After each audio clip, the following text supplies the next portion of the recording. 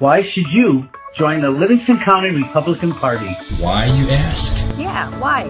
Why join? The Republican Party is the party of common sense. Common sense. Republicans support the Constitution. Republicans protect your rights. We fight to keep your children safe. We fight to keep boys and men out of girls and women's sports. We fight to keep boys out of girls' restrooms. We fight for you. What does the Republican Party do? We help Republican candidates get elected. Why is it important to elect Republicans? Why is that important? Why? Tell me, why is that important? Livingston County is one of the safest counties in Michigan. Livingston County has one of the lowest crime rates in the state of Michigan. Livingston County has the lowest tax millage rate of all 83 counties. Republicans work to balance the budget. Republican legislators vote against raising your taxes. Republican elected officials believe in transparency. Republican clerks run elections with integrity. Republican trustees protect your rights. Republicans support our veterans. Who can join? If you are conservative, we want you in our party. All conservatives are welcome at our table. Join our activities. Join the fun. Become a member. Join us now. Hi, I'm Deb Drick, Chair of Livingston County Republican Party. Our conservative message has been very well received in Livingston County, and I'm so happy to share with you that people are stepping up right and left to help. The only thing's missing is you. Come join our mission. Come join our fun. Go to livingstonrepublicans.com and click join. You'll be glad you did. Someone once said, where your treasure goes, there also will be your heart. What kind of world do you want to invest in? Do your investments fund industries that tempt people to harm relationships? What if you could be more intentional with your money? What if your investments built content that enriched others' minds? Jason Huntley, CFP, has been guiding families for 30 plus years to plan, invest, and build for the next generation. Scan the QR code now to make that first step to investing intentionally.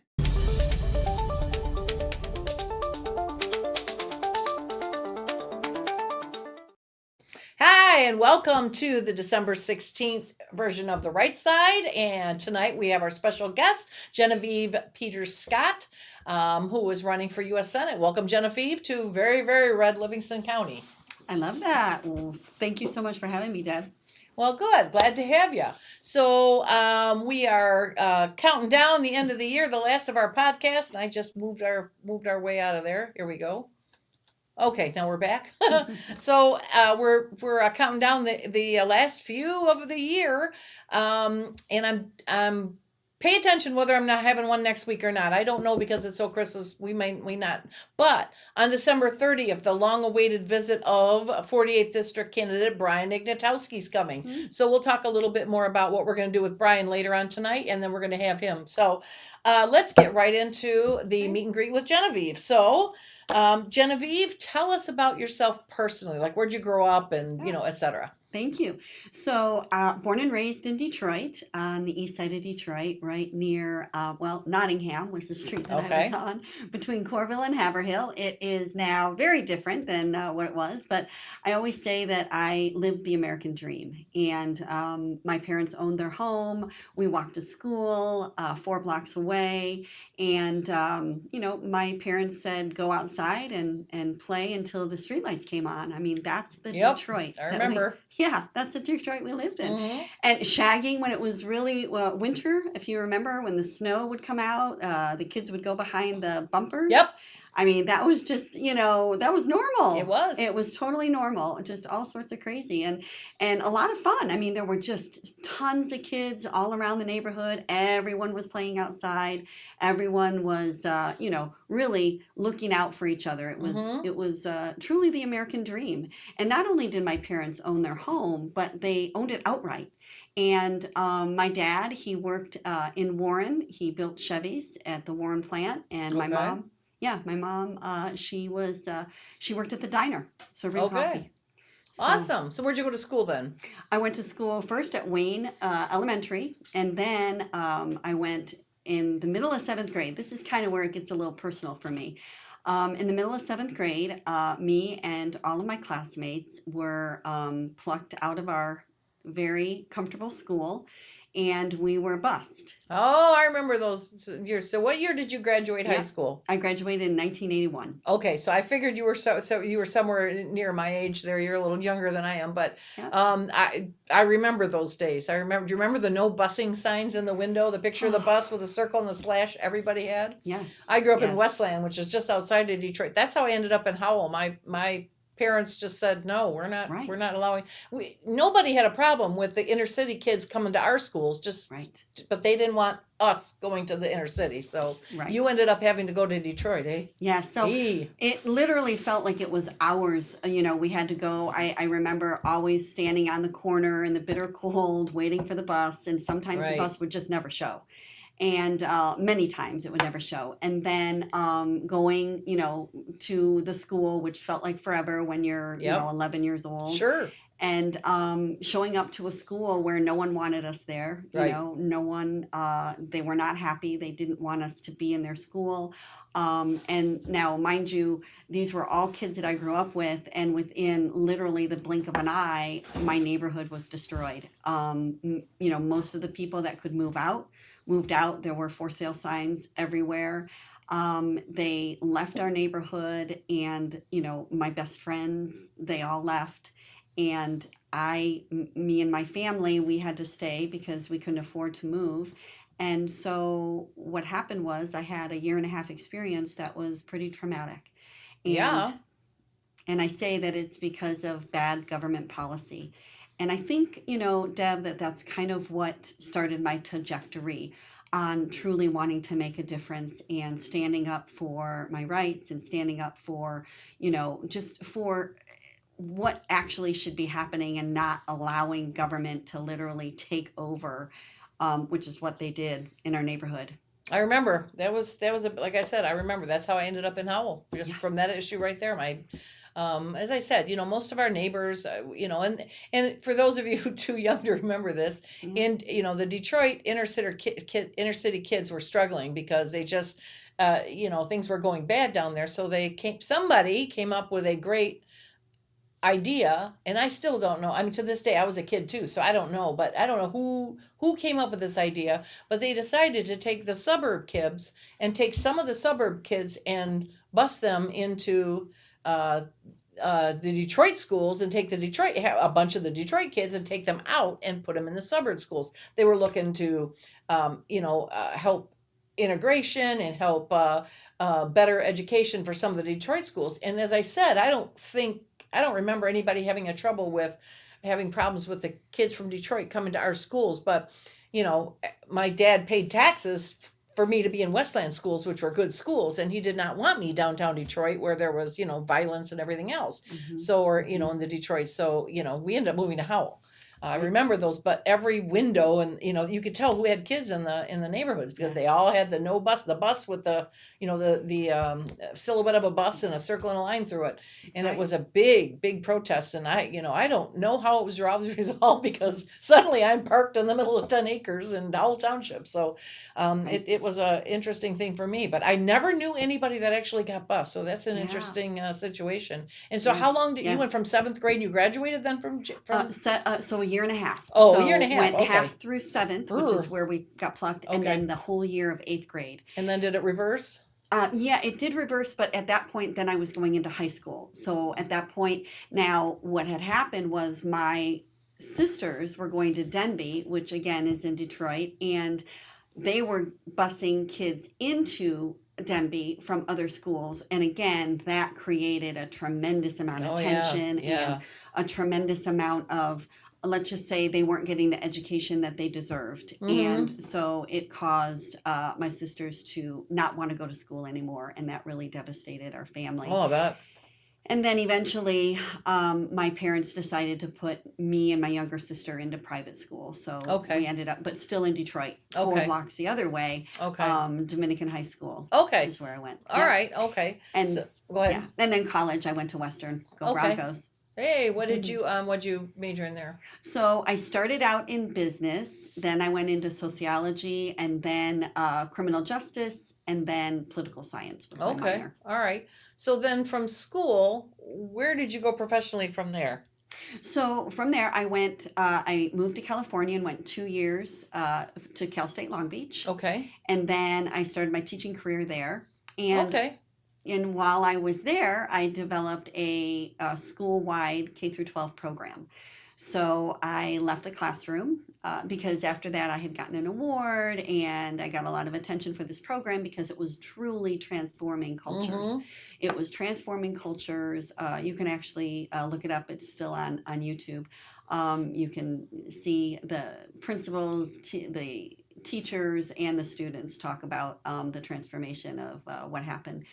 And then turned that into a business, turned that into a very successful consulting business, and went around teaching teachers and helping schools and brand new. At that time, they were starting the whole charter movement. Okay. So getting charter schools up and running. And then obviously COVID hit, 2020, everything was shut down, and then went into public service. Right. Okay. All right. So, and you came back to Michigan when then? In 2020. 2020. Okay. All right.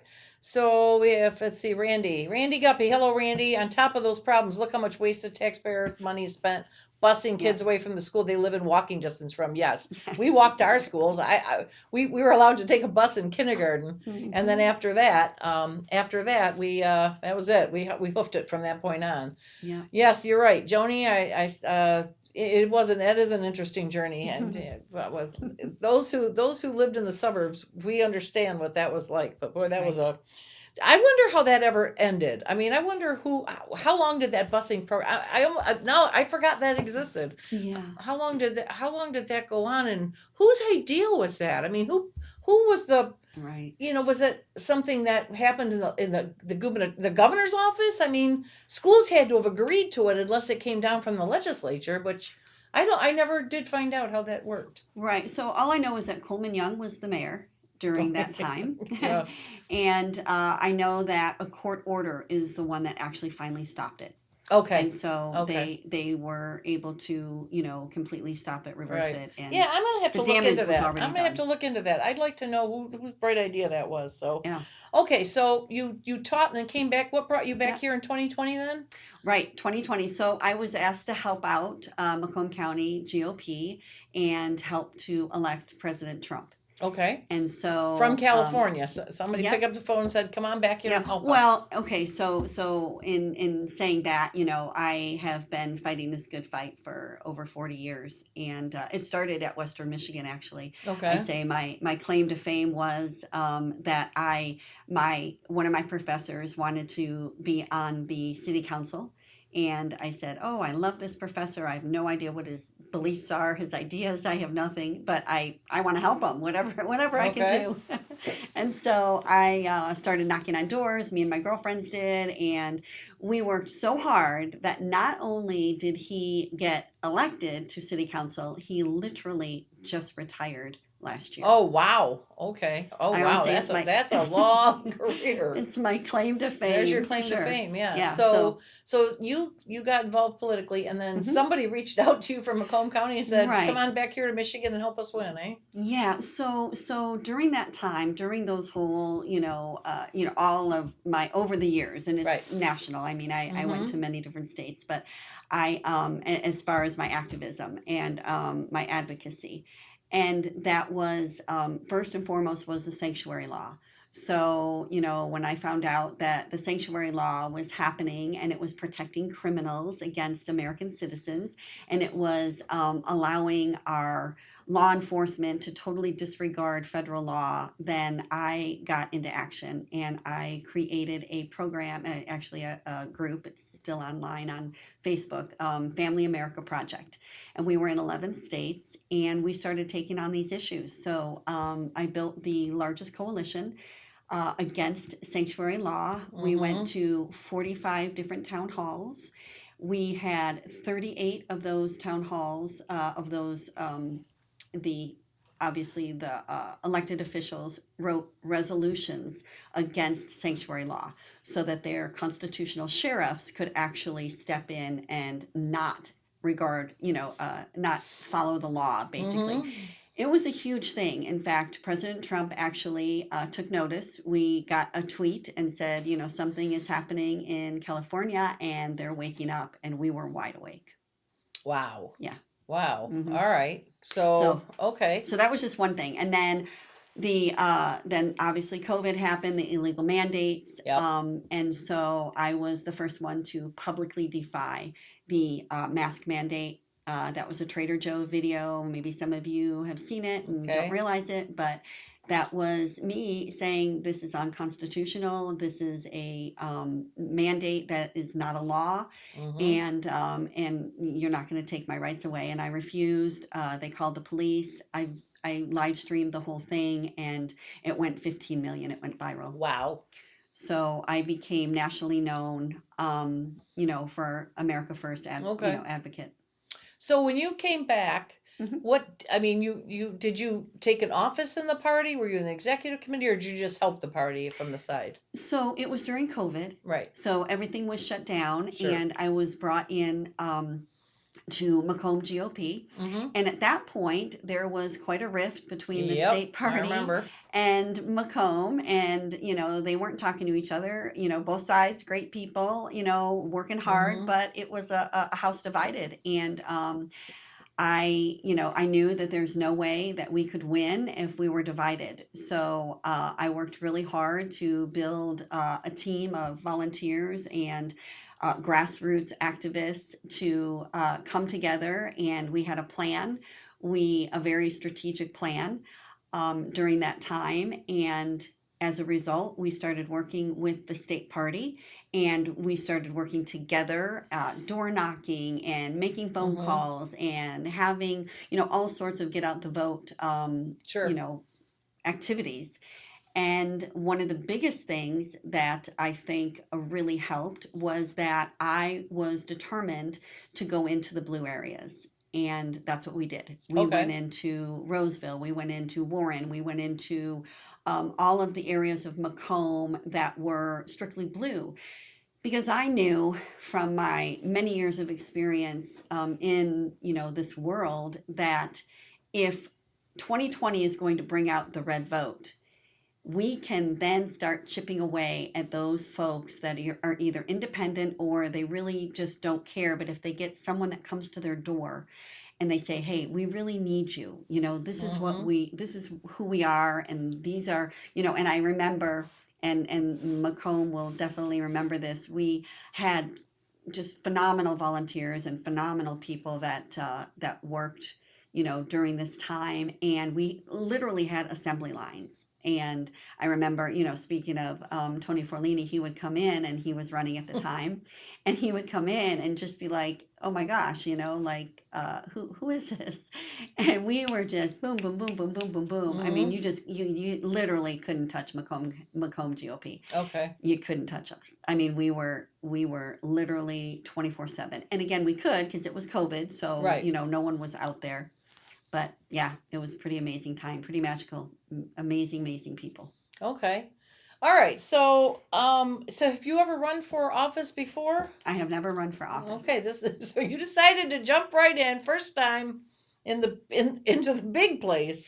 I don't consider it the big place. Well, U.S. Senate is a big race. It's a huge race. So I guess it's not place so much as race.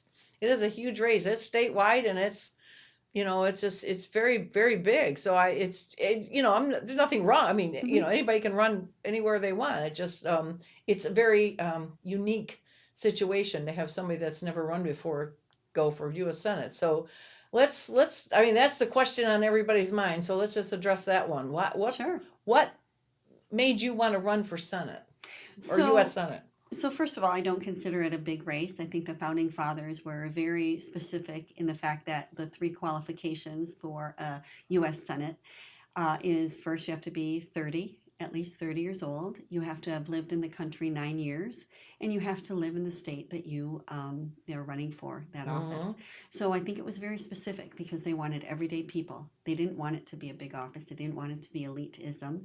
They wanted it to be people that were going to represent. I didn't say it was a big office. I said it's a big race. That's a big difference. It's a big election. It's a, you know, you run for city council, it's a little election. You run for U.S. Senate. It's a big election. Not that the office is big or it makes you, let's just be real clear on what I was saying there. I wasn't saying that there was any eliteness about it. And you're right. Those are the 3 qualifications, and anybody can do it. Yeah. Anybody's, under those qualifications can. But it's just it's a big election. It's a big, wide, statewide election that has a lot of moving parts to it. So that's just, it is. I mean, I don't know of anybody that's ever done it before, so I'm just curious. Yeah, so I think, well, actually there has. Katie Britt, she's won, and she won Senate. Where? And in Alabama. Okay, again, Michigan. I'm but just go saying ahead. there are people, but Okay. but my point is that I think it's the same process is the same whether it's a smaller geographic area or a larger. I mean, the components are the same. And the thing is that when, regardless of the race, it's about meeting people, it's about learning, about people, it's about connecting with people and finding out what's on their mind, what's on their heart, what are their concerns, whether you just duplicate that, in 83 counties. Yeah. And obviously, which is what makes it the big race is 83 times, That's right. Right. That's right. Yeah. So, okay. So what made you want to do that? What you woke up one day and said, I'm going to jump into this particular race. What led to that? Yeah. So I think after President Trump won for the 3rd time, and we got, I feel like a second lease on life, in July when his life was spared after the assassination attempt, I realized that, this is it. We're, this 3rd time, if he gets elected, I absolutely need to use my experience, my skills, my, everything that I've learned over the last 40 years. I've worked for 2 elected officials. I've worked with legislation policy. I've worked with bipartisan, groups. I've worked with the state leaders. I've worked with the legislators. I've brought them together to the local level. I worked for the 3rd largest county in Michigan, which was Macomb. And I've just built coalitions. I've brought people together. And I said, you know what? I need to go and I need to help our president continue to push forward our America First agenda. And I need to go there as a true ally to President Trump's America First policies. Okay. And are you counting the 2020 election as a win for him? I am. Okay. All right. Yep. I was doing the math there, and I was just trying to figure out where you were going with that. And then it dawned on me it could be that. It could be that. Okay. Yeah. All right. So let's see. We have a question here. There's again that I think Genevieve addressed this one because that's what's on everybody's mind. Yeah. How do you intend to win against a candidate who's received President Trump's endorsement, has been running for more than 3 years, and also has funding? Yeah. I think that's a lot on a lot of people's mind. I would say everybody. Yeah, and that's okay. That's okay. The good news is that the primary is just that. It is created for the people to decide who they want to send to the general election. It's for not the party, not party leadership, and it's not about, for the people, okay? It's not about the money and the funding. Now, having said that, my opponent, the front runner, as you're saying, the person that has the endorsement, had President Trump's endorsement last time. He also was on the ticket with the president, and the president also won, and he was not able to beat a Democrat. So I think that should send shivers up everyone's spine, as it did mine, which is also why I knew, I'm someone that not only can get the Republican vote because of my stance and my stands, but I can also get the Libertarian vote. I can get the constitutional vote. That's just who I am, and that's what I stand for. So I think the Republican Party, I must look at this and say, you know what, we're going to have a problem.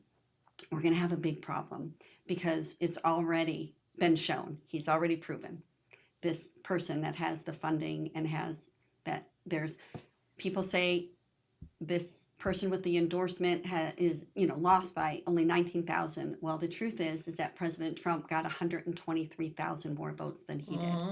So there is a reason why people didn't vote for that senator slot. And that, again, should send chills. So I want to make sure that we don't lose that seat.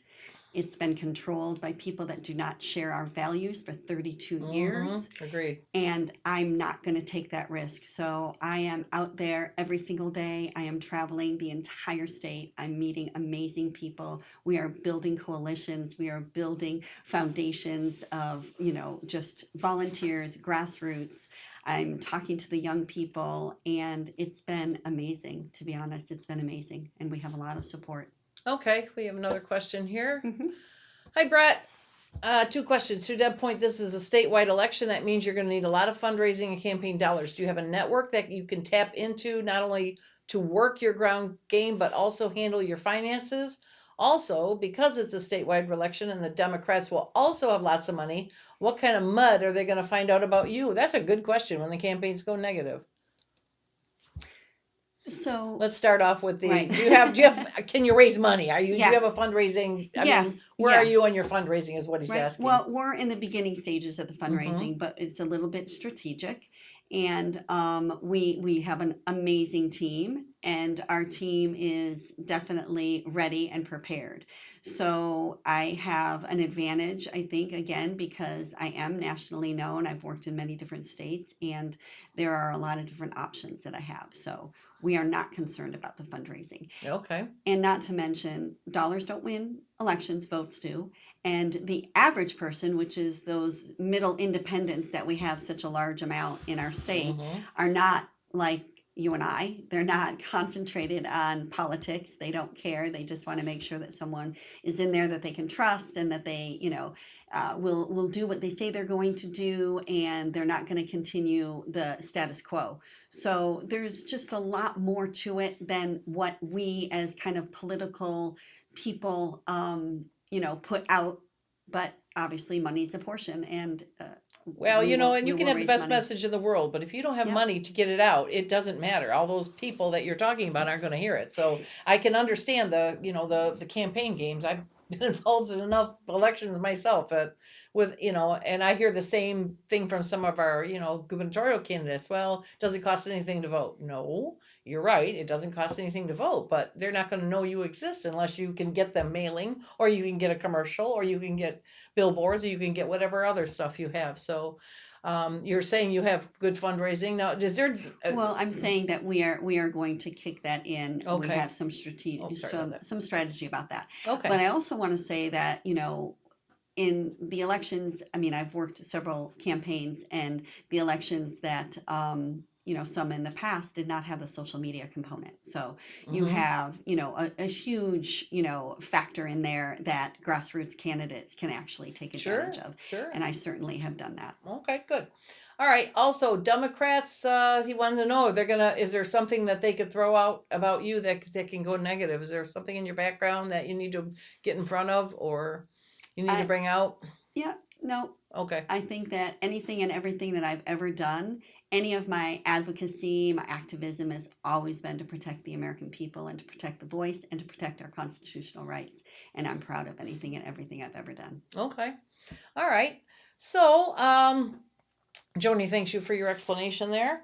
All right. So we have in Livingston County, for years I've taught election. I've taught how to go through a campaign, and we basically stick to state reps and lower. We don't go into congressional, and certainly not U.S. Senate, but we do talk. And I explain to them that the most qualified candidate isn't 100% of the time elected. Lots of times it's the lower percentage, but 100% of the time, the most electable candidate is who's elected. And we become electable by something I describe as Drick election pie. And the Drick election pie is this: you have a pie, and it's full of slices, and the slices are things like endorsements and message and ground game and door knockers and sign locations and fundraising and et cetera, et cetera, et cetera, well-known name, et cetera, experience. So where does your pie pieces, where are they heavy? Because he who has the most pie slices wins. So where are your pie slices the heaviest versus the rest of the campaign?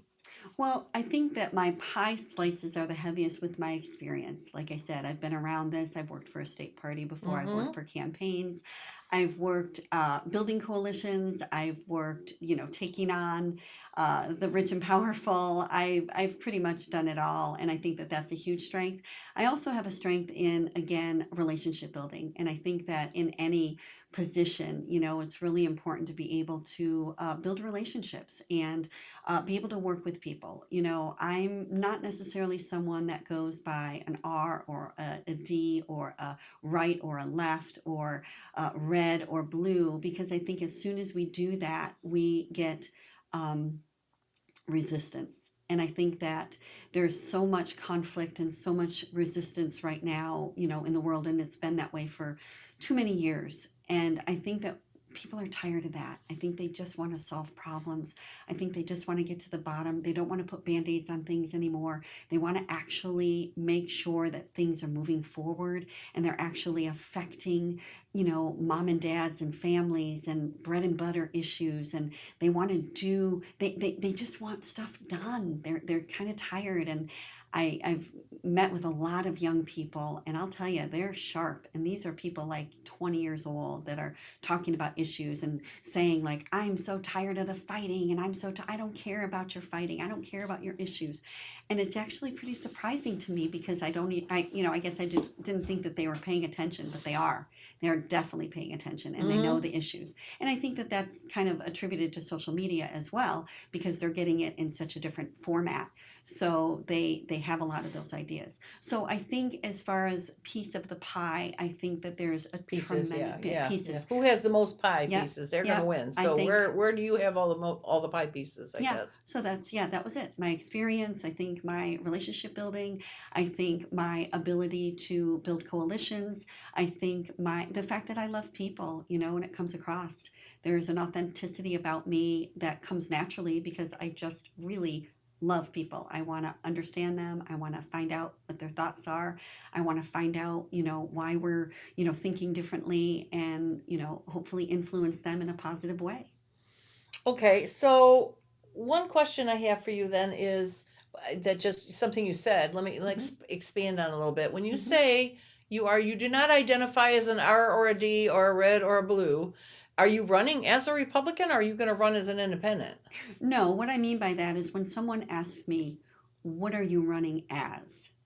I always say I'm running as an American. Yes, no, I'm completely aligned with Republican and conservatives, but you won't hear me say a label, because I'm an American first, and I'm a constitutional republic, and I'm a Christian. Those are the labels, and I'm a wife. Okay, all right. Do you think that's not going to hurt you with the Republican Party? Well, I'm if completely you're not, aligned. but if you're not identifying as, well, in the state of Michigan, again, you don't have.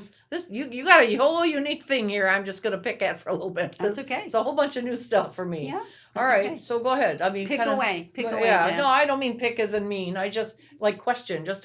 I'm curious now. Yeah. So you won't label yourself as a Republican in your race, and you don't think that's going to hurt you as the Republicans to get the Republican vote? No, I'm running as a Republican. Okay. And I'm saying that when people ask me, I let them know that I'm running as an American. Okay. All right. So That's my it's point. more of a slogan than you're Correct. saying. Okay, I get you now. Well, it's not a slogan. No, it's No, not I a mean, slogan. but it's a true slogan, but it's if you're still a Republican, correct? Right. Okay, there you are. Right. But All I'm right. saying you don't have to, in Michigan, you do not have to label yourself. You do not have to decide. No. And even in the primaries, you can pick, either ticket.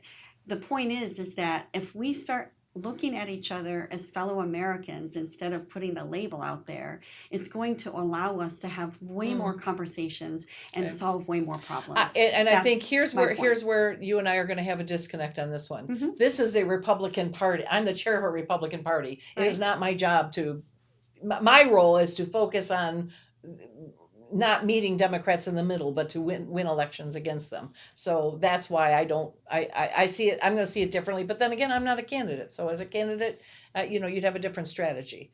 Well, it's not only that too. There's also independence. I mean, obviously, we have to appeal to the independents. Sure. We have to make sure that we bring those, because we can't win just with the Republicans. I agree. We have to bring in other parties, like I said, the Libertarians. Many of them have Republican ideas. Sure. Many of them follow Republicans. Same with the Constitutional. So we need to be able to have that bridge. We need to be able to bring those over to our values. All right. Well, that is your strategy, and that is your right to do.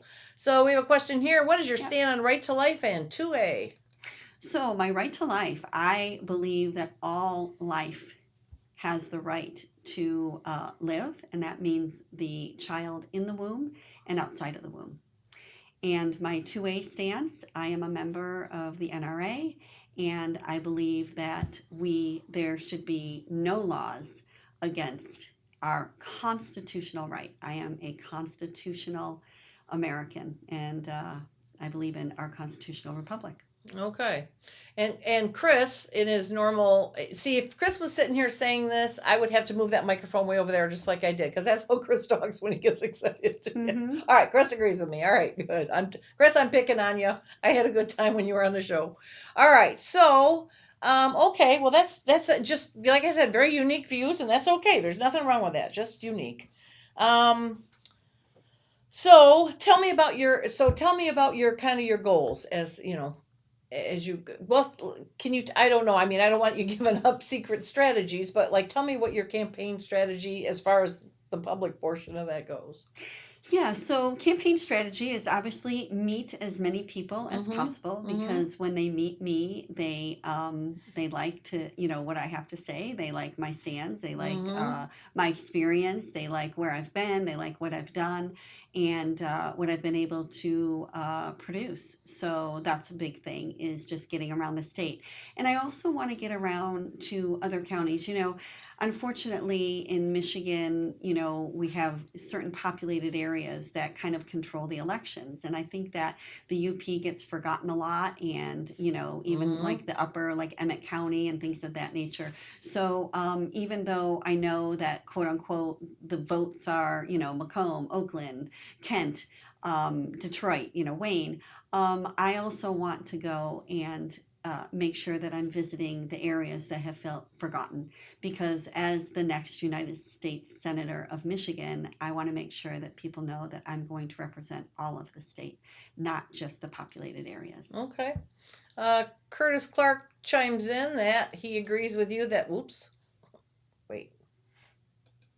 sorry, wrong button. He agrees with you that he's an American first and should consider themselves as Americans. Thanks for that, Curtis. So tell me about your issues. Like, what are the issues you're running on, or what's important to you as far as becoming, a senator? Something had to have caught your attention to head that way.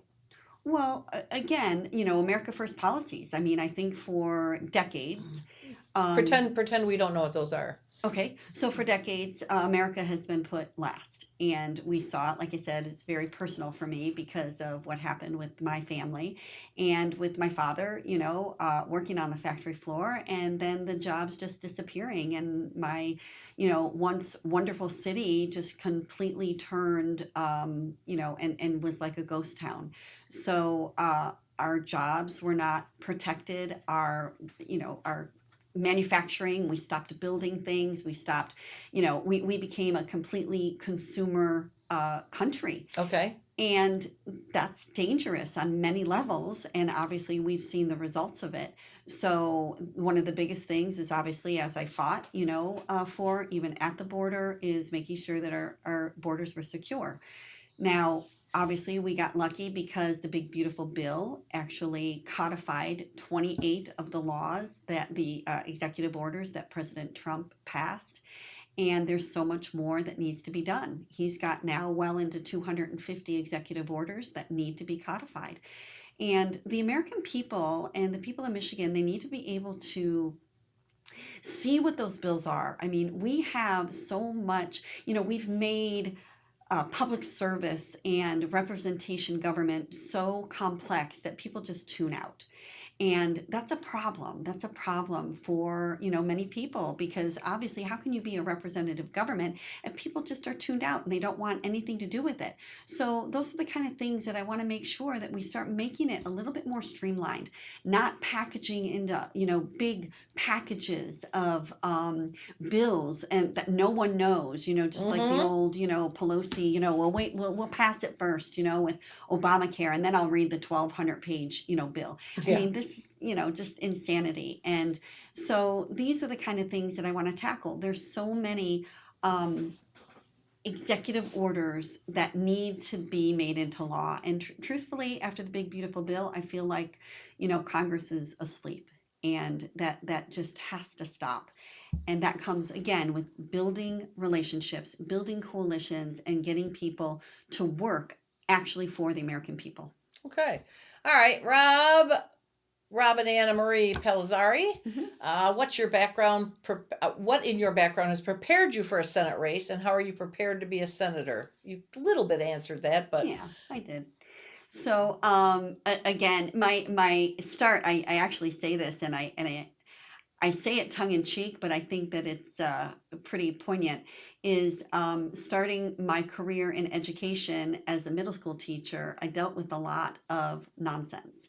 And if you look at any of the Senate hearings, you see a lot of bullying. I dealt with that as a middle school teacher. I was able to shut down bullies. I was able to put them in their place and get them productive again. You see obviously in the classroom where they're off focus, getting them back on focus. I mean, these are real situations that are happening. It's not just, going in there and legislating. I mean, there's so many processes and so many protocols that have to happen. And again, I keep stressing it's relationship building. Nowadays you can find, any answer at the, just the drop of a click of a button of, and do deep dive research. And I've been a deep dive researcher all my life. And I think that that's also where I have gotten my influence and my credibility, because I really like to really delve into issues. I like to get well beyond the surface. So there's a tremendous amount that I bring. And I, again, I like to learn about other people, and I want to find out about differences so that we can get to a common ground and move forward in America for the American people and the people of Michigan. Okay. Thank you for that answer. And here comes Chris. It's funny, I'll just cross that off my list now. Regardless of the primary outcome of any race in the U.S. Senate race, will you commit today to supporting, helping, and voting for all the Republicans up and down the ballot in the general election? That's a tough one. And the reason I say that, because, it is a tricky thing to go from someone that is aligned with Republican values versus someone that's not. And obviously I would always pick someone that's aligned with Republican values.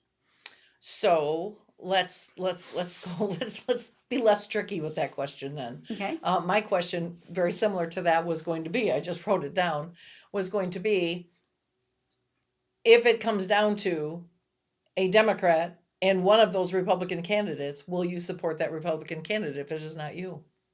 Either of those candidates would be better than the Democrat, is what we're saying. Like I said, yeah, I think, again, it would be incredibly hard, because there's some major issues that I have with certain candidates. And if they do end up winning, it would be incredibly hard. But I think at the end of the day, I do want to make sure that people that don't value the things that we value are not in office. Okay. So I'm trying not to, so I don't want to put words in your mouth here. So let me just kind of paraphrase. What you're saying is, if we'll have we have two other Republican candidates at this time in the race. I would be shocked if we get any more. But then again, I was shocked that we got another one recently. I think that's wonderful. So actually. it is okay. So I mean, it's America, and this is what we do. So that's what primaries are for Republican on Republican. But Yep. And I am a firm stance on this. The general is not for Republican on Republican. It is to band together and beat the Democrat. And whether or not either of those other, if you win, I would expect them to drop what they're doing, drop their differences, who cares, and get behind you. Right. But if they win, I expect whoever's left to get behind them, because if you don't vote the Republican, you are giving the Democrat a vote. And I have a real hard time with anybody saying that they have America first and they want Republican principles to win, but they won't vote for the guy that they agree with 70% of the time. So then to help the person that agrees with 0% of the time. So you know, you got a Democrat that you're not going to agree with at all, right? Right. And then you got a Republican, maybe you agree with 75% of the time. Yep. Where would be the hesitation, or where would that be hard? I guess that's where I'm questioning. Like I said, I mean, I think that there's some deep concerns with some candidates, and again, it would be, you know, obviously I don't want to see, you know, people that don't align with our principles, our foundation. So I would make sure that they're not elected.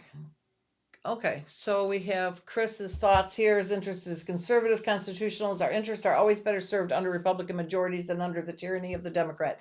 And that's I guess the hardest, or the most important part. Hang on. That's the most important part, because regardless of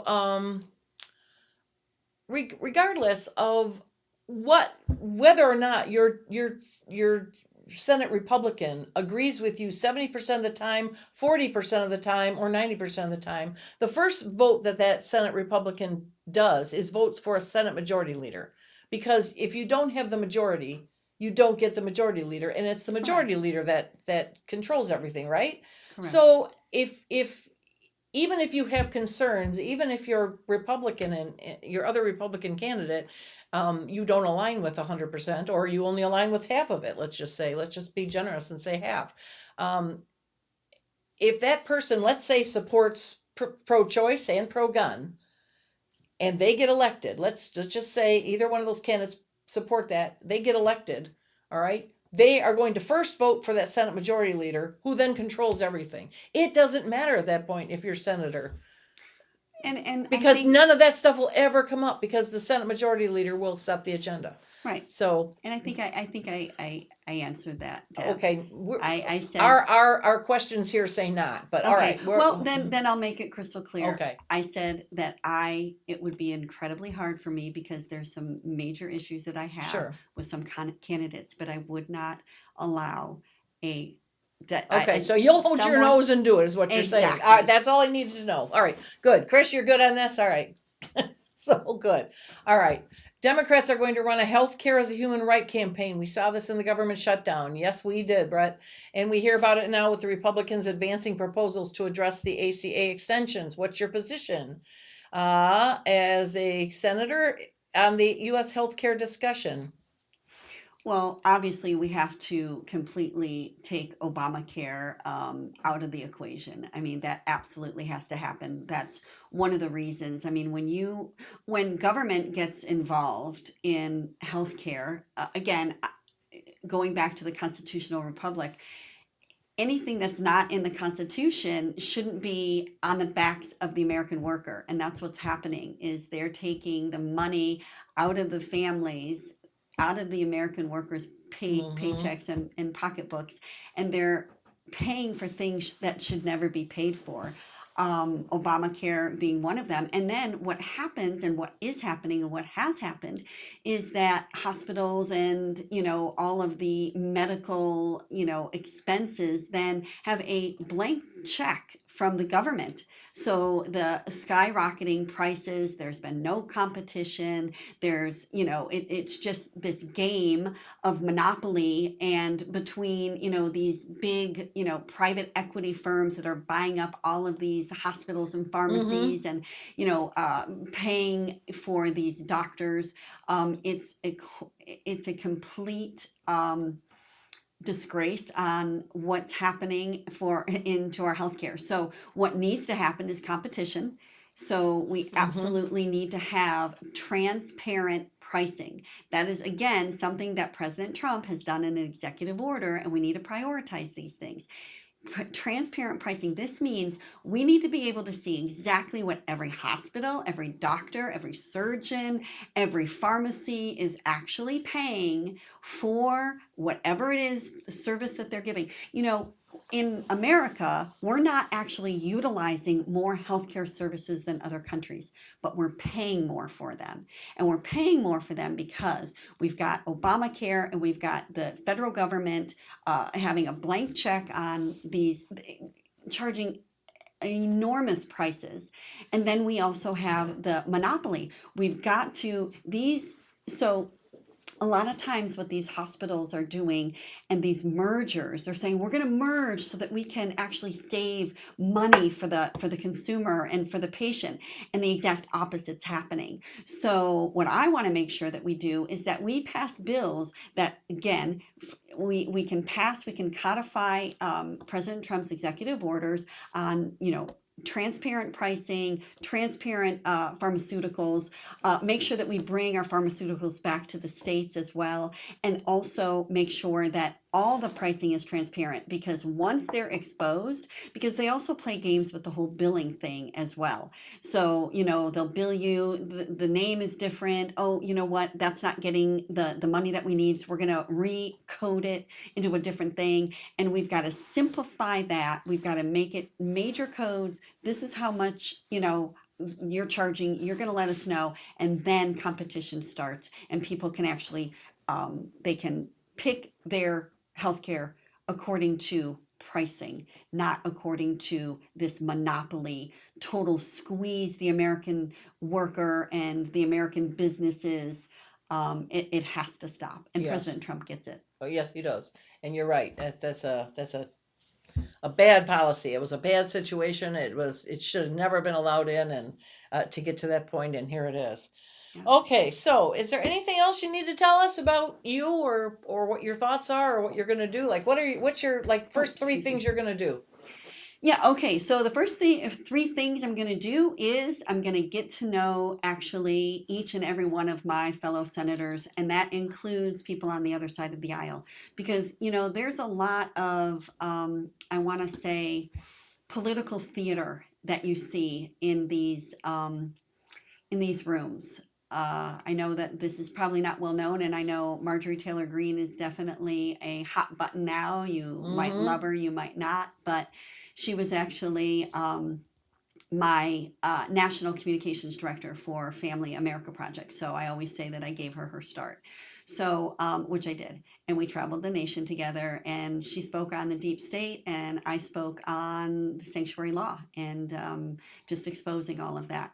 My point being is there's a lot of theater that goes on in the public eye, but the truth is that, you know, whether or not a bill gets to the floor, whether or not a vote gets, you know, happens, it's all relationship building. And so once I, you know, develop those relationships on both sides of the aisle, and obviously I'm someone that has a very strong spine, as does the president, you know, bringing people together and making sure problems are solved. So again, looking at the prioritizing the executive orders, seeing which ones are going to be the lowest hanging fruit so we can get as many as possible in the 2 years that he has left.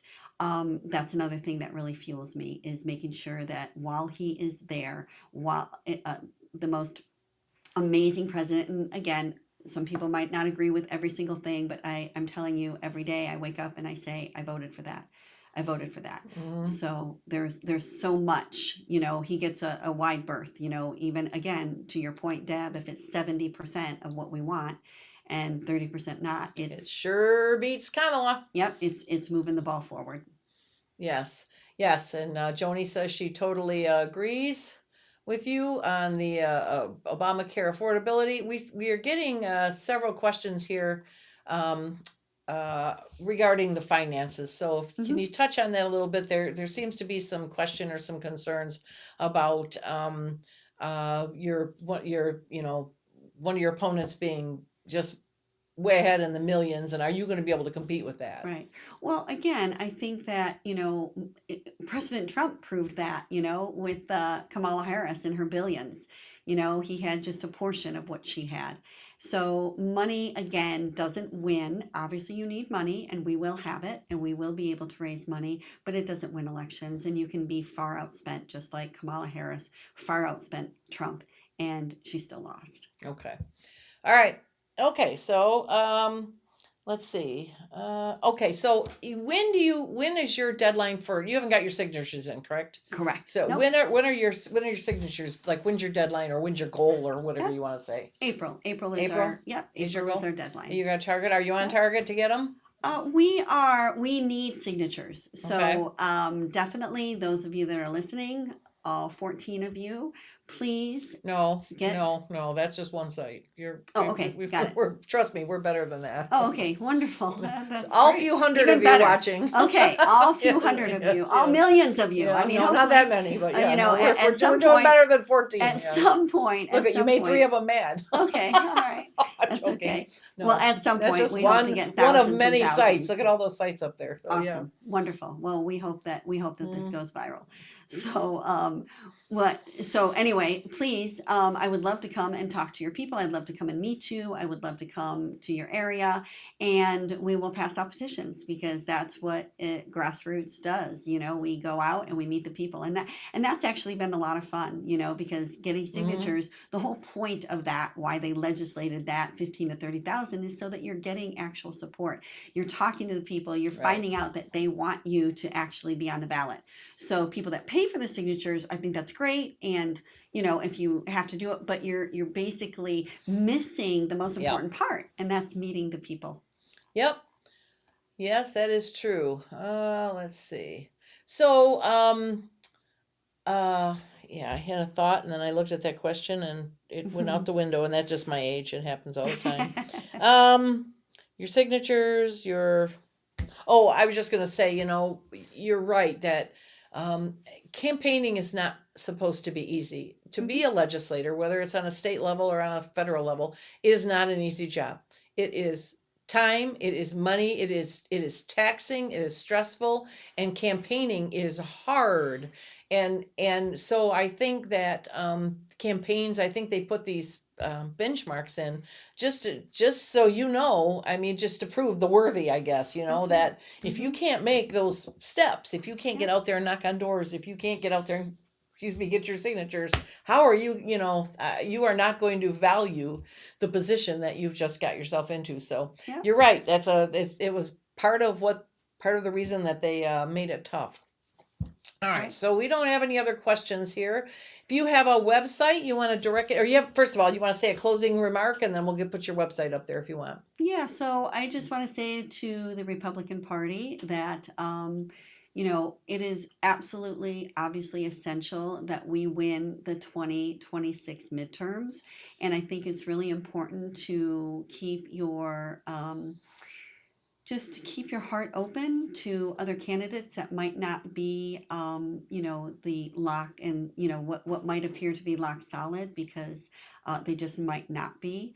So you want to give everyone a fair chance, and that means allowing them to come into your, you know, your county, into your group, and truly, you know, what the whole point of a primary is about. I mean, that's honoring, you know, our system. And so I would just ask that you give me that opportunity to not only meet you, but to meet the people that you represent, and allow them to choose for themselves, because that's why we have the process that we have. Okay. And what's the website if people have questions or want to reach out? Yeah, absolutely. So my name is Genevieve Peters Scott, and my initials are GPS. I know, that's how I remember your order, because I couldn't remember if it was Scott Peters or Peter Scott, but I was like GPS. All right, I got it. Yes, so it's GPS4Senate.com. Is it FOR or number 4? FOR.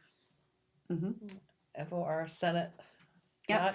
GPS4Senate.com. Yes, and then we have a sign up, we have a donation, we have all of that going on. So we would love to have you be part of our team. We have an amazing team, and we're doing really good things, and we would love to have you as part of it. So sign up. What happened here? Oh, okay. Well, we have one of our sites that's Well, not plant that, but everything else did, so we're good. All right, well, we thank you for making the trip out to Livingston County here. We welcome you here. It is a wonderful place to be. And you're welcome to any of our events. If you sign up for our Facebook page, you'll see them all. But our events are our meetings. We won't have a meeting until February. Our January meeting will be held. It will be part of a strategic planning session that we do every January, and then February will be back to the first Thursday of the month. So, but you'll see all that stuff if you join the webpage. So wonderful. Okay, well, thanks for coming, and we're gonna go to a commercial, and we'll be. Whoops. I lost my commercial. We're going to... Thank you, Deb. Wait a minute. What happened to my commercials? Tyler took my commercials out. Oh, all right. There we go. All right. We'll be back shortly. Someone once said, where your treasure goes, there also will be your heart. What kind of world do you want to invest in? Do your investments fund industries that tempt people to harm relationships? What if you could be more intentional with your money? What if your investments built content that enriched others' minds? Jason Huntley, CFP, has been guiding families for 30 plus years to plan, invest, and build for the next generation. Scan the QR code now to make that first step to investing intentionally.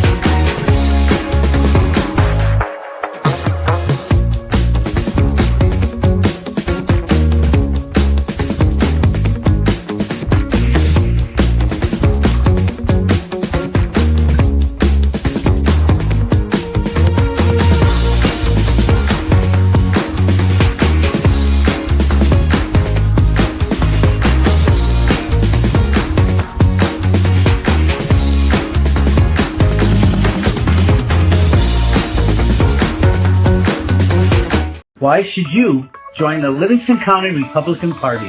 Why, you ask? Yeah, why? Why join? The Republican Party is the party of common sense. Common sense. Republicans support the Constitution. Republicans protect your rights. We fight to keep your children safe. We fight to keep boys and men out of girls and women's sports. We fight to keep boys out of girls' restrooms. We fight for you. What does the Republican Party do? We help Republican candidates get elected. Why is it important to elect Republicans? Why is that important? Why? Tell me, why is that important? Livingston County is one of the safest counties in Michigan. Livingston County has one of the lowest crime rates in the state of Michigan. Livingston County has the lowest tax millage rate of all 83 counties. Republicans work to balance the budget. Republican legislators vote against raising your taxes. Republican elected officials believe in transparency. Republican clerks run elections with integrity. Republican trustees protect your rights. Republicans support our veterans. Who can join? If you are conservative, we want you in our party. All conservatives are welcome at our table. Join our activities. Join the fun. Become a member. Join us now. Hi, I'm Deb Drick, Chair of Livingston County Republican Party. Our conservative message has been very well received in Livingston County, and I'm so happy to share with you that people are stepping up right and left to help. The only thing's missing is you. Come join our mission. Come join our fun. Go to livingstonrepublicans.com and click join. You'll be glad you did.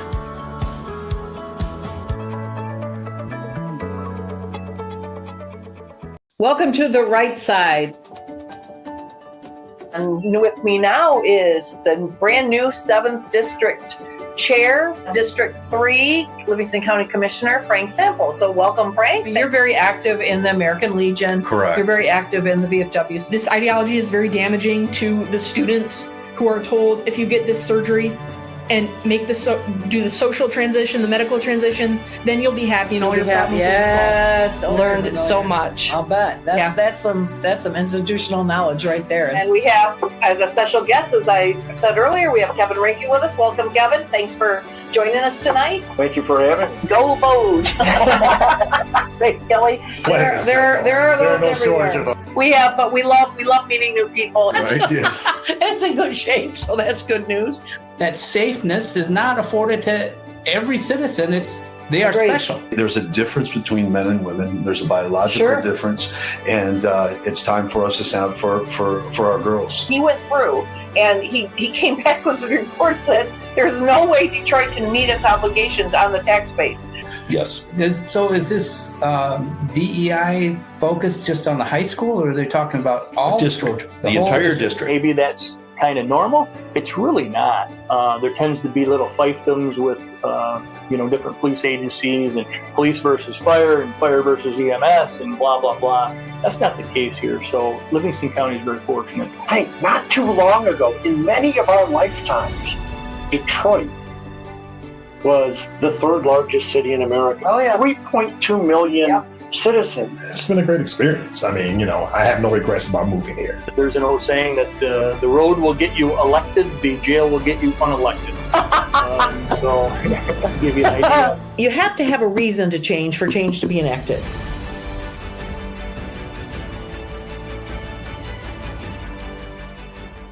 The Exalted Christ Ministry offers resources to help you understand historic Christianity. Visit theexaltedchrist.com for articles, podcasts, and a video series exploring Scripture and key historical topics. Get free resources today at www.theexaltedchrist.com.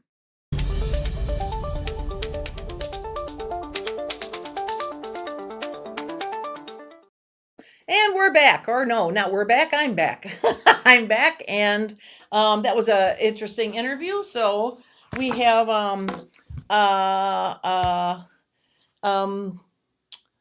I had a lot of, let me go back to the comments here. We got some new comments coming in.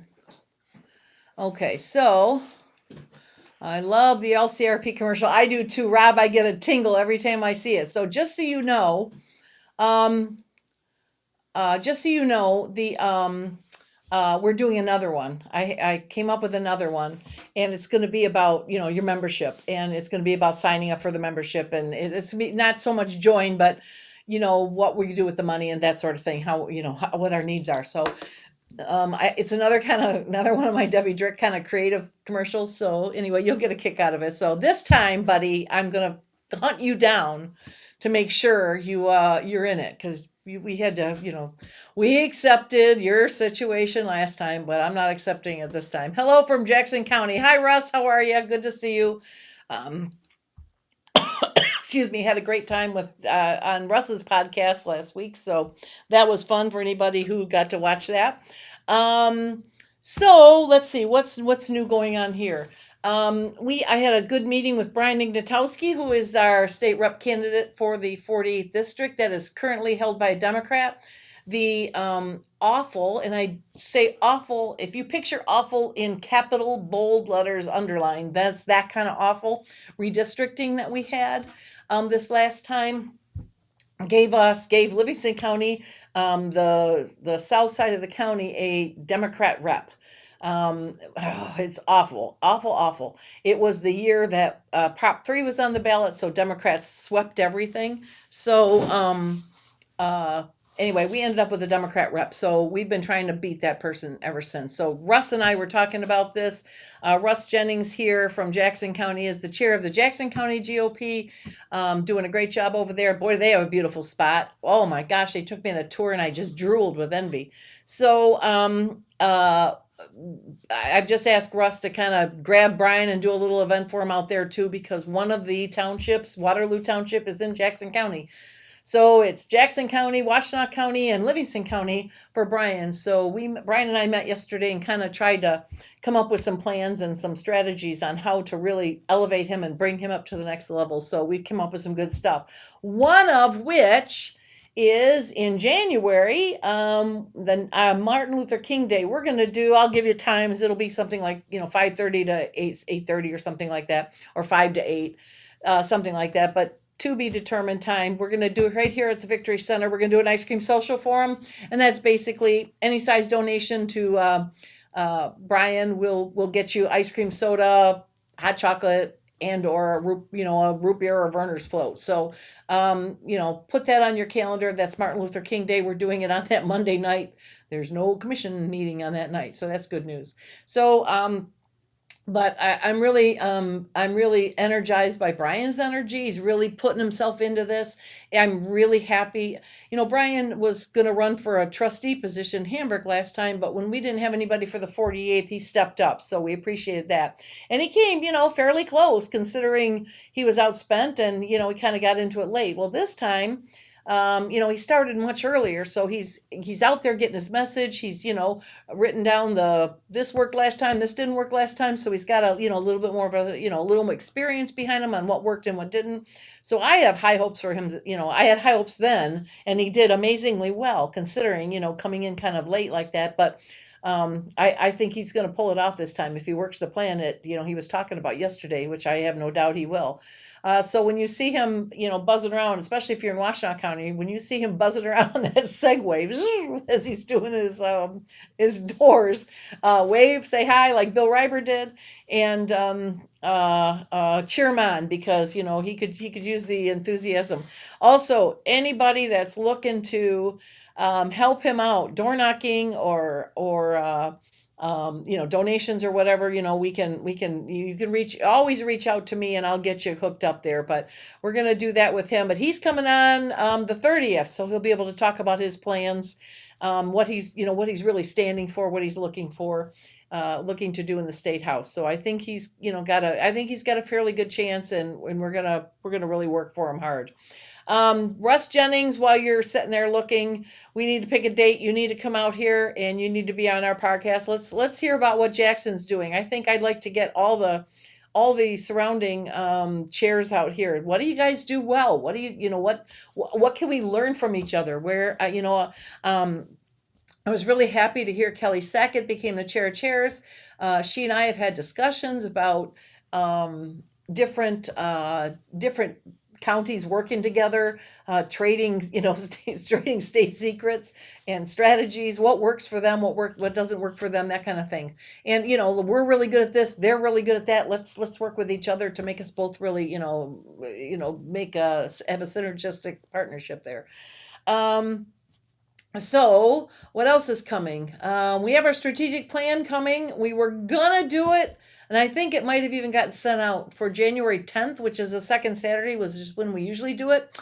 And lo and behold, as soon as we put that out, Sharon Lalliel called me and said that Chairman Runstad wants January 10th to be a statewide citizens-only vote initiative. So I think they want to do that on the 10th. So, I don't want to compete with that. So I think we're going to back it up.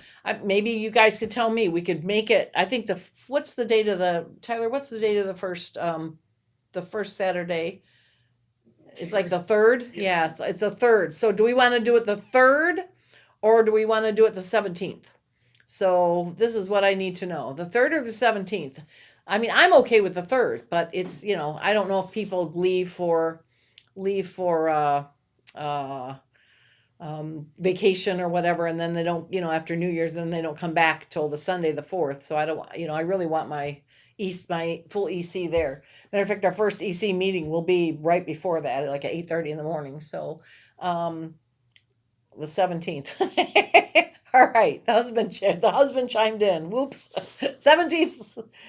Well, you're gonna have a good argument to beat that now. So yeah, that's what I was thinking. The 3rd is hard because people are just coming back. So let's make it.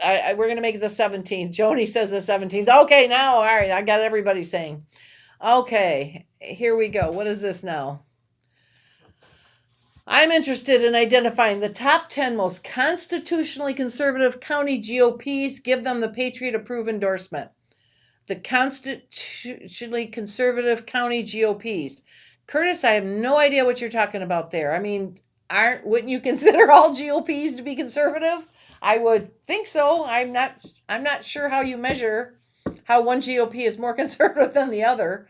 I like your ideas. I just needed, I think, hone down a little bit better. Like, what would be the criteria in defining how constitutionally conservative the GOP is? I mean, you could measure the elected officials.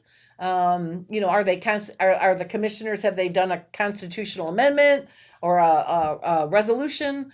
Are they a 2A counties? Where are they? But I don't know how you measure a GOP, because we're all fairly conservative, the best I can tell.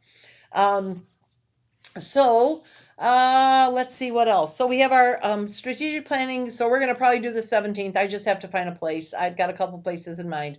And then we will do, as I said, we'll do our executive committee meeting for January at 8:30. Basically just do it the half an hour, do a half an hour quick meeting of what we need to do and what we need to vote in, and then start with the strategic planning at 9. As always, I am looking for a sponsor for breakfast and a sponsor for lunch for our strategic planning. And you know my email by now. If not, Tyler's going to help me out here. Or unless you already, did you already do my email? No, you didn't. chair@livingstonrepublicans.com. And send me an email if you're interested, or text me if you know my number. Text me, and if you're interested in sponsoring a breakfast or a lunch. So let's see. Let's do that right there. There we go. So that will be strategic planning. Now tomorrow night, I know that some of you, and I'm going to leave my email up here, because tomorrow night we're doing I found a family. Oh, look at this. Our commission chair is sponsoring breakfast. Woohoo! Sorry, well, I need a sponsor for lunch now. So, oops, wrong one. Okay, so tomorrow night I found a family with multiple children and really struggling. And I got to back up. I've been with the different groups that go and do what they call the $100 lunches. This time of year, particularly, we do the $100 lunches where a bunch of ladies, sometimes men, but a bunch of ladies get together somewhere and we order a burger, we order whatever, and then we all pay with a $100 bill and then leave. And so they get this massive tip. Sometimes that's somebody that really needs money, and sometimes it's maybe not a struggling single parent or something. Now, before I married Jay, and I don't know how many people know this, but I was a very struggling single parent. I had 3 little children, 2 were in diapers when I started this journey as a single parent. And it was the absolute toughest the toughest years I ever survived. Every single dime counted, there was nothing that could be wasted. And, food was tough. And this time of year, I remember one year it was so hard. I was barely making bills. And I remember, thank gosh, my children were little at the time, and I don't think they have a memory. But I mean, Christmas came from the dollar store, and it just came from unwrapping a bunch of little things. Because that's what I could not do any better than that. They got their real presents, I guess, from grandma and grandpa. So it's tough. So this time of year, I remember that. I was talking to somebody today, and I was explaining it to them, and basically saying that when you go through a period of time like that where you have no money whatsoever and nothing, and every single bill that comes in freaks you out. And I remember for Christmas, my mom and dad coming over saying, "What do you want for Christmas?" And I just gave them a shoebox and said, "Pick a bill, please, pick a bill, pay it." That's all I need.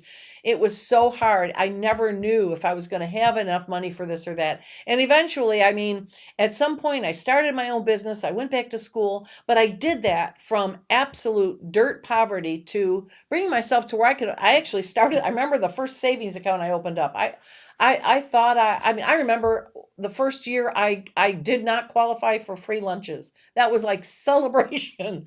I just had 3 little kids, and I had to, think of them. So we qualified for free lunches in school, and, I made every penny count. There was no such thing as throw out food. If I had 2 teaspoons of peas and 1 drumstick, it went in a freezer bag in the freezer. So at the end of the week, right before paycheck, out came the freezer bags, and I made a meal out of that for the 3 little kids I had. So it was that kind of life.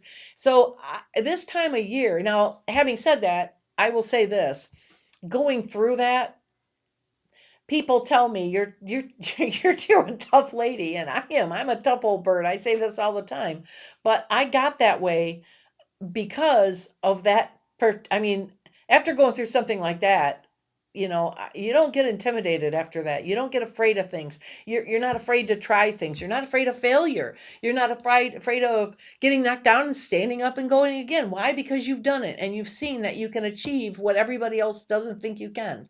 And, I started my own business and suddenly I made enough money that I could pay my bills. And then oh my gosh, I started a savings account and, and my life changed.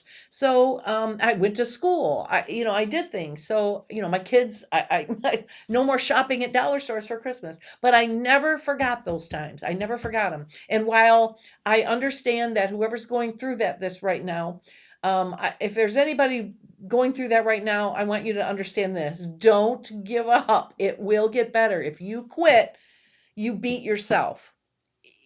Don't beat yourself. You continue to fight. You will win. Just continue going. Work hard, and you will get what you want to do. Do not quit. But I understand that is, important. That struggle is something that develops character. It develops grit. It develops, it gets rid of fear because you don't have anything to lose. But at the same time, this time of year, the guilt that a parent feels when they can't pay their bills and they can't buy presents, it's awful. So having said all that, yes, I like going on those $100 lunches where, you're able to give back to somebody, but I also like to do something where I do a little vetting, and I vetted a family that is, has multiple children. I'm not going to say too much because I don't want to get back to them, but multiple children, and they're struggling for bills, much less presents for those kids. And so we are meeting tomorrow night at 6:00 in a place in Howell, and we're going to bless a server in an establishment, and we're going to make sure that this family has some money for bills and for Christmas. So if you'd like to join us, chair at livingstonrepublicans.com. And Tyler, if you put my Venmo up there, I have many people that are not able to come with us, but they have Venmo'd some money. Yep, that's what we're doing. And we're going to put the Venmo up there. And I have many people that have donated, and I just been, I'll cash it out. And, okay, so Venmo, oops. Sorry. All right. Yeah. All right. So just get rid of the V, just stands for Venmo. So at DebDrick9, that is my Venmo. So if you do that, I get Venmos for other things too. So if you're going to do that, there's a spot where you have to put family or put Christmas family or something like that in there. So I know that's what it's for, because a lot of people buy my seasoning through that, and I don't want it to, they put seasoning on it when they buy that. So make sure and, maybe send me a email too at the same time saying, hey, sent you money. All right. So, and I will take all that cash, and this person will get a hefty tip tomorrow night. It'll bless their Christmas. It'll bless pay some of those bills down. So I want to make sure that anybody that wants to come, reach out to me. I will tell you where we're going and what time we're going there. And if like I said, if you can't, but you do want to just help bless them, then just Venmo some cash, and I'll add it to what other people have sent me. And we've got some people going tomorrow, so it'll be nice. I'm really looking forward to that. Like I said, I remember at DebDrick9. I remember what that was like as a single mom, and although this family is not single, but still, when you're struggling, you're struggling. When you got multiple children, you're struggling no matter what these days. All right, so anything else going on? We had our Christmas party last week, and I want to say a big special thank you to Stephen Bearden, who are bringing out the karaoke at the American Legion. We had such a good time with the karaoke, and he brought some people, and the vets were there, and everybody got up there and sang, and we had a great gift exchange. Some of those gifts are really creative. I said $15 to $20, and I don't think many people stuck with that, but that's okay. I mean, it did really well. Rob thinks I should do a challenge. All right. So what kind of challenge should I do? other than just I challenge my I want to raise $1,000 from this podcast. So I challenge anybody watching this podcast to send money at at DebDrick9 and for Venmo, and let's see if we can't get it. Let's say if we can't get a right side, $1,000 right side. I'd love to do $1,000 from the show. So send what you can, and everything helps. Everything's going to bless. Like I said, I remember when I was in that position, and back then $10 was like, that was presents. So, or that was, whatever. So it was, So I challenge everybody to, Rob challenges you. Rob challenges everybody to pony up here, and let's bless this family. I think this is a big thing. What else is going on? I don't know. We're going to have a podcast next week. It might be too close to Christmas. I'm having a lot of people say, let's not do that week. I'm not traveling. I'm traveling that week. So we may not. So, but the 30th, as I said, the 30th we will be doing that. Anything else going on? I think they had their last commission meeting, and the next commission meeting in January is their organizational. That's where they set up their committee chairs, or maybe not the committee chairs, but that's where they elect the new chair and the vice chair. So we should have a new chair and vice chair in January of the commission. So, as I said, the commission chair has sponsored breakfast here. This is going to be for a few more weeks. So, maybe, I'm assuming, he'll do something different. They kind of rotated it out over there a little bit. So, anyway, so that'll happen. What else is going on? Genoa Township got a new, I was told this morning that there's a new, trustee, because Janine Deaton left. Rick Susi became the clerk, and then the trustee position that Rick Susi held then got appointed. Her name is Jody. She's in charge of a senior center. I do not know her last name. Whoever it was just told me Jody we have a new person. So congratulations to Jody. I hope you enjoy yourself. I hope love to see you involved in the party. Looking forward to some heavy, some good conservative voting out of you. And if you have any questions about the party, I guess I'm making a big leap here, assuming you're Republican. Maybe you're not. So if you're Republican, reach out to me. Here, let's do this again. Here we go. There's my email. Anybody that wants to go tomorrow, or Jody, if you see this, or if anybody can get this to Jody, have her reach out to me. I'd love to say hi to her and welcome her into the public office. And we'll do that. So, anybody have any topics you want to talk about? Pipe up here. All right, Curtis wrote Curtis back here. Let's see. I asked him to define what he thinks is so great Republicans in office. Is that what you're saying? You're defining the GOP with is great Republicans in office. In that case, we win. Two-way group. In that case, we win. So whatever criteria you just created, so far we win. We have a outstanding two-way group here. As a matter of fact, Rob Rodriguez and Anna Marie Rodriguez head that, and it's an outstanding group, and we're very staunch two-way supporters here in Livingston County, and we have 100% Republican electeds out here. We don't have any Democrats elected, so that's something to be very proud of. We've worked very hard.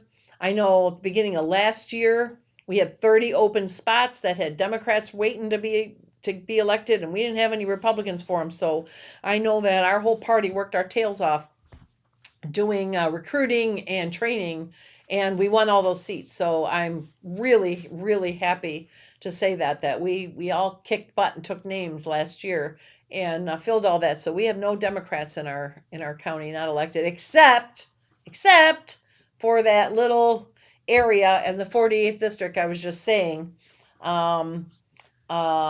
The 48th district, and where we have Jennifer Conlon, because that was the COVID year, and because it's partially Washtenaw County. It's a lot of Washtenaw County. So that's the one I'm talking about, Brian. So I really want to say 100% as opposed to 99.9%. So please help Brian. All right.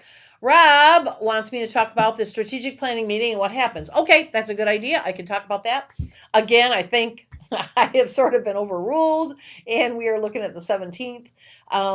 The strategic planning meeting, we started, it was in 2024, January, February of 2024. And we did the first one then, we did the second one January 25, we'll do the third one January 26. And basically, the very first one, we made our mission statement very clear. We all agreed on a mission statement. That has not changed. That's not going to change. That's our guidelines. That sets our umbrella. We don't do anything outside that mission statement. So the mission statement does not say we serve, we gather blood for emergencies. So that's not what we're going to do. We do things for Republican candidates. So we set our mission statement. We did a SWOT analysis, which is basically to define the strengths, the weaknesses, the opportunities, and the threats. And we created kind of what was going on there, where we could build, where we were doing really well, what we need to build up, where we didn't do so well, where we needed to work on. And then we did, so that was the first year. Last year, we sort of measured.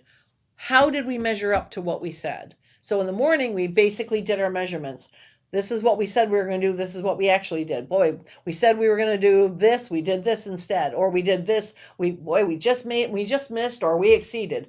We did our measurements on where we did. And so then we set new goals for the next year. The second half was, what new stuff did we need to do? And that was when all these ideas come out. And one of the goals I set for myself was, this was in January of 2025, was I wanted to really sit down and meet with as many EC members as I could. And I reached out to them, and the ones that responded to me, I met with most of them. Some of them, it was just terrible times of year for them. Okay, I get it. So, but I did meet with the vast majority of both EC members and longtime Republicans, and kind of asked them their thoughts. Also elected officials, the electeds, basically, what are we doing right? What are we doing wrong? What do we need to do more of? What do we need to do less of? And knowing my personality, knowing my strengths, what do I bring to the table in your mind? What do I need to do? What do I need to do more of? And this is at any time, people that know me know this. Anybody at any time can say, Deb, this is what I think you should look into. I'm good with that. I'm always open to that. During one of those conversations, I met with Angela and Alex Yarber. And Angela looked at me and said, Deb, I think you should do a podcast. This was early in this year. And she said, I feel like we need something to, some place that we could announce Livingston County GOP events and issues and things like that. And I was like, brilliant. That is a brilliant idea. So I jumped all over it. It was great. It was a great idea. Let's do this. And in the strategic planning, one of the things were marketing. We needed to step up our communications. We need to step up marketing.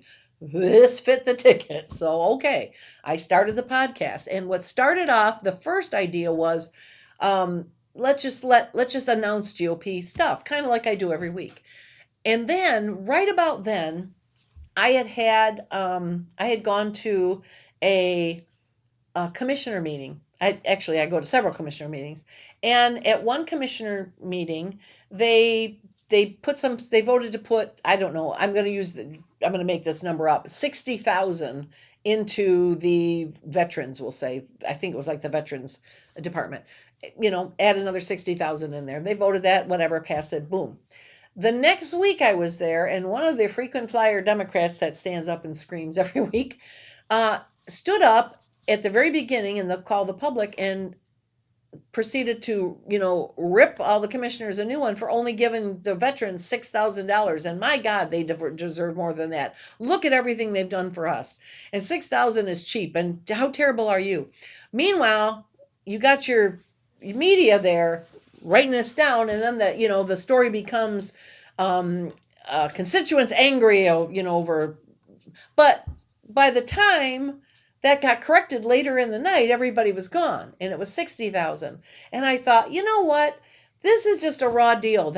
I was just incensed that and something else happened, but the Republican side never got said, or it got shrunk or whatever. And I thought, you know what? If we're going to start this podcast, this is going to be an opportunity for the Republicans to say, to have theirs unedited, uncensored, what happened. And then just then, that whole incident, or, shortly afterwards, that whole incident at the Howell Theater where Wes went up there and they wouldn't let Wes in. And then they tried to say all kinds of stuff. But the media never covered his side. So we had Wes on here, told the whole story, and it was huge ratings. And so this podcast suddenly became something bigger than we do. Use it exactly as intended to give out, GOP information, but we also bring in local candidates, statewide issues. We bring in all kinds of people here, and so it became it sort of grew into something bigger. But that's the kind of stuff that happens because of a strategic plan. We go there and we'll spend time kind of analyzing what we did and then brainstorming for what we need to do. By the end of the day, I've got a clear-cut map of the goals that I need to hit. And it's not necessarily you need to raise 612 volunteers to knock doors. You need to knock that. That's not it. It's broader than that. It's something like you need to seriously improve on, you need to figure out new ways to get your message out. Messaging was huge last year. So, everybody said communications messaging. So we made videos. We made a video about the podcast. We're all over the place. So, I think I can happily and confidently say we met the goal. We met the goal for the communications. Maybe some other things not, but I'm pretty sure I have to go back and look at what we said we were going to do, but I'm pretty sure we exceeded everything, or most of it anyway. I think where we struggled was the youth. We did not meet our goal there, but we ended up just saying to ourselves, you know what, we've got this great Turning Point groups.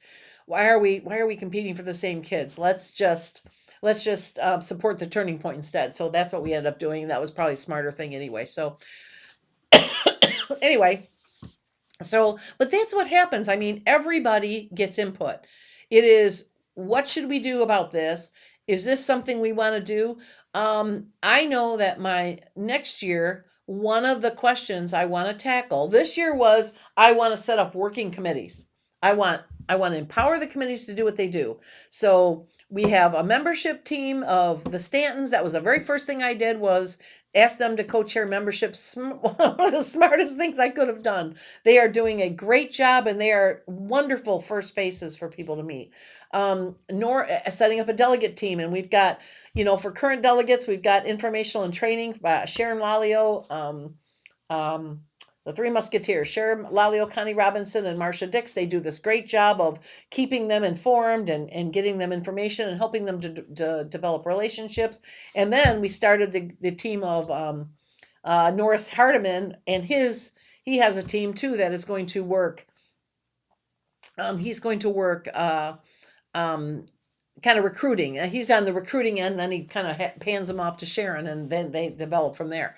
So that's a great thing. Joni Econom has taken on the volunteer coordinating and the volunteer recruitment, and she's wonderful at it. So it's a great thing to do. But we set the goals, we measure, and then we set new ones.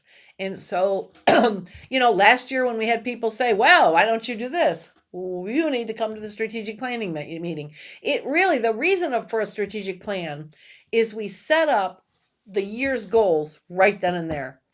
And, there's some discretion in there for how I meet those goals. I can, fundraising, we need to raise this much money or whatever. How we raise funds is up to me. We can say we want 2 events. But what events those are, that's kind of up to me. So I have some discretion on how I reach them, but we do set up the goals. And so if there's something that's important to you, or you think we should be doing more of, we want you to come.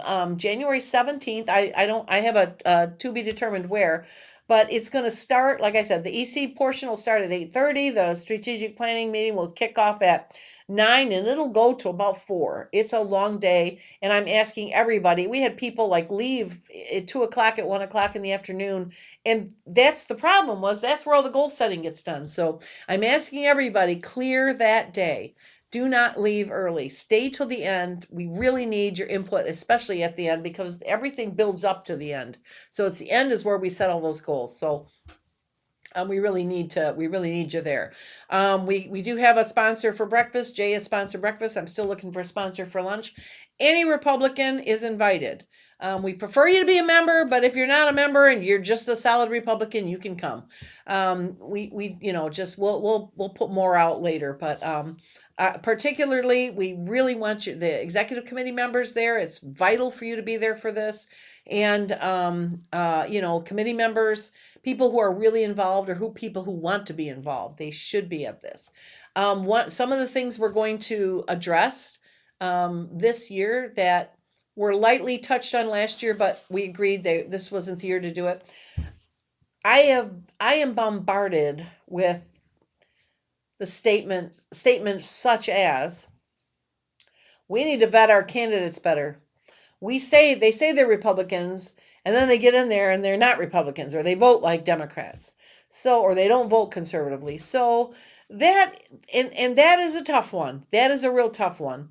How do you vet a candidate? So bring your ideas on that one, because you can't really vet a candidate until they've been a candidate.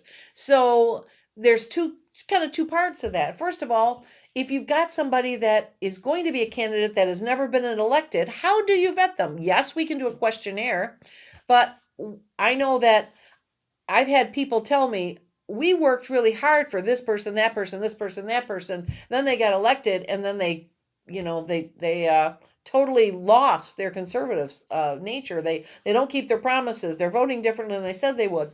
So the first thing we need to figure out is, if that's the case, what do we do? Because it's real easy to say, well, we could recall them, or well, we could work against them next time. But lots of times those are people everybody likes, which, I'm not pushing one way or the other on this, but I know that, it's one thing for, I don't think everybody understands how many people call me with that question. What are we going to do about this person? What are we going to do? I don't know. That's the question. I don't know what that's like beyond my pay grade there. I need a group discussion on that. What do we do when the candidates don't live up? Do we do anything? Do we just wait and not endorse them again? Who makes that decision? I mean, does the election, I believe the election committee should, so whatever. The second one the second part of that would be, how do we vet people? How do we do a questionnaire? Now, I know when I was a PAC director for Right to Life, and they had absolute criteria, and maybe that's what we need to do. Absolute criteria. There was a questionnaire, and the questionnaire basically says, what do you, where's your position on A, B, C, 10 questions or whatever. And what would you do under this case? What do you do under this situation? What would you do under this situation?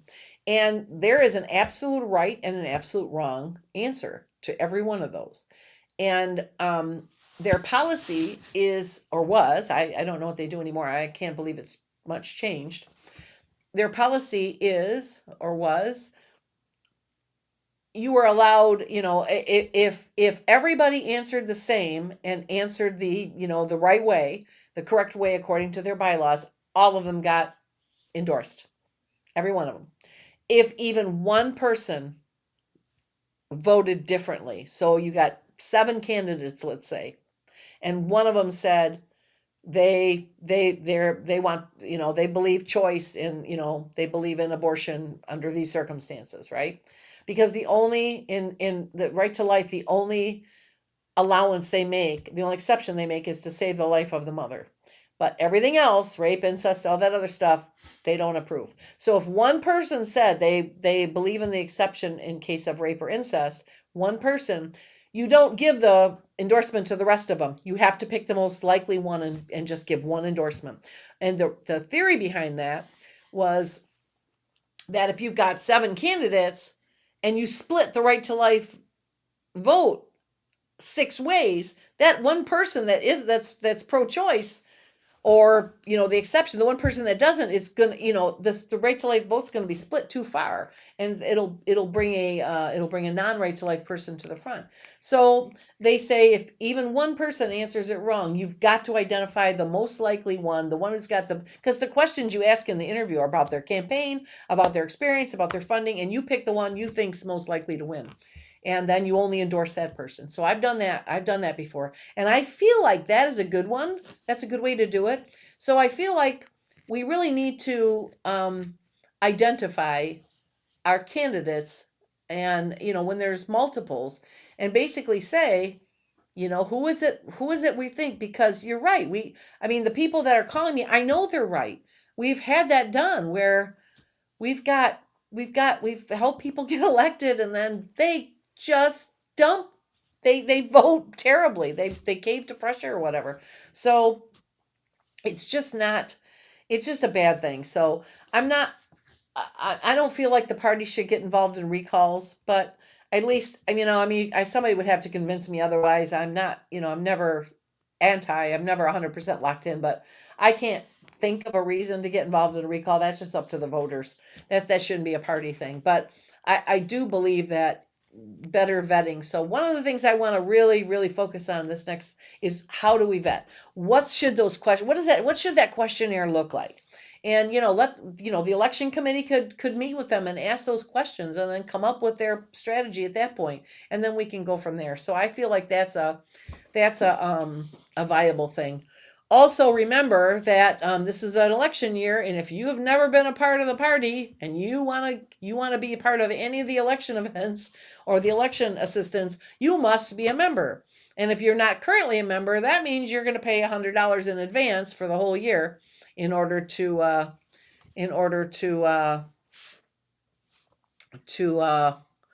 oh, I see what you did. All right.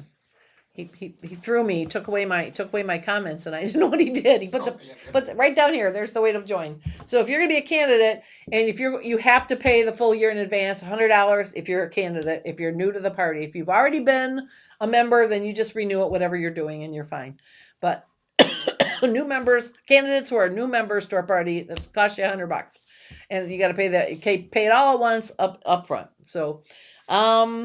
So that's our strategic planning session. We get, but we have good times, with good discussions. We have breakout sessions, so in the second half of the day, if you really are not interested in raising money, but you are in volunteers or you are with the delegates, then go off to the delegate breakout area or the membership breakout area or the whatever, there are different breakout areas that everybody can just go to, the ones they want to. And, we brainstorm solutions and see how we go. So I am really excited on reporting out everything we've done this year, because I think we've had a banner year. Starting out with zero money in the bank, stinking Rob, he spent it all on me. He gave it all to the candidates, which good, that's what you want to do. But that was rough looking at that bank balance in the 0.03 or whatever it was. It was terrible. And thank God we had an understanding landlord, Frank. We have no money. I got to wait till I get some memberships kicking in here. And he was great about it. So he said, I know where you live. So we caught up really quickly. So, we're definitely in the black now. But that was so where we came from. And, we met. But the reason we got from there to where we are here is that strategic plan. We got everybody on board. We got the goals set. We got going, and we stuck to it. So thanks for all those people that stuck it out and thanks for those people who are going to set the whole day aside. Please do not leave in the middle of the time. It's just you miss the most important part is in that second half. So anyway, that's all. So I'm going to call it now. No meeting, no podcast next week. I don't think I have anybody. I know I've got, like I said, Brian Ignatowski coming on the 30th, and Ralph Rebrandt coming on the 13th of January. He will be on the podcast. I have on January 5th, we have an open house here, a meet and greet for Secretary of State candidate Monica Yatuma and Attorney General candidate Kevin Kievsky. That'll be here. And it'll be right here at the Victory Center, and it'll just be, come on in. It'll be, little snacky type things. And then beverages, and just meet the candidates, talk to them, get your questions answered. We're coming ahead of our we're doing a February convention. We're doing that 26th, I think, at Floodgate Church, like we usually do. And we're gonna be sending out a call to convention. As a matter of fact, Bill called me today. Bill Reiber is our vice chair. Bless him and his detail brain, which mine doesn't always work. So he's a great compliment to me, and a great assistance to me. He is going to he's kind of running the details of the convention. So he's setting it up. He and Mike Staton have set up at Floodgate, and so we're gonna have a meeting. Rochelle, the secretary, and myself and Bill, who's kind of running the back end of it. And because Rochelle is brand new, and normally you start a new secretary, and then a convention is 9 months away, and they have a chance of a minute or two to learn things. Well, this was really with the new endorsement convention in March, she didn't have a chance at learning anything enough for that. So Paul Funk stepped in, or I called Paul, will you help? Absolutely. So Paul is going to sit with her and kind of walk her through the convention process. So that is very helpful, because it's not something I've ever done, that part of it, the secretary version of it. So I would really be worried, the blind leading the blind. So in this particular case, Paul's done it several times, so it's good. And, she's in good hands there, and Bill working in the back end with the software and that. So we're going to have a meeting on that. So I'll have more on that on the 30th when I come here. So anyway, thanks Rob for good podcast tonight. Remember, wrong one. There we go. At DebDrick9 is my Venmo. So if you want to help that family, if not, give me an email. Where is it? Up here. Here we go. Right there. Chair at LivingstonRepublicans.com if you want to join us.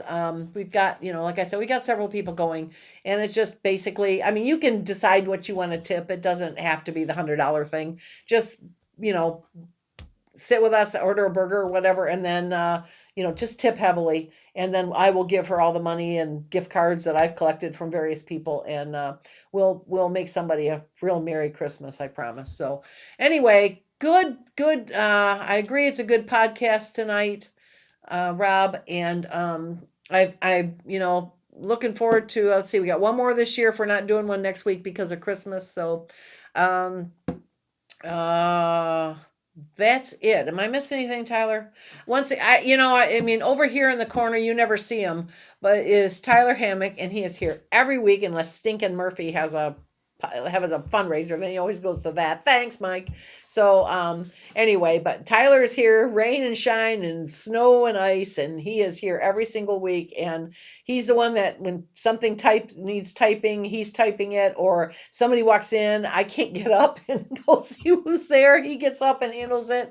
Or, we have a technical issue, he can fix it. So, but big thanks to Tyler. He comes every single week he's here, and I can always count on his assistance. So, Tyler's looking for a new job, I'll tell you. So anybody needs an assistant at anything, I will personally recommend him. He's dependable. He does what he says he's going to do. He shows up on time every time, and he does it. So take a look at your help wanted situation, and call me if you need a reference. I'll definitely talk to you about him. So, all right.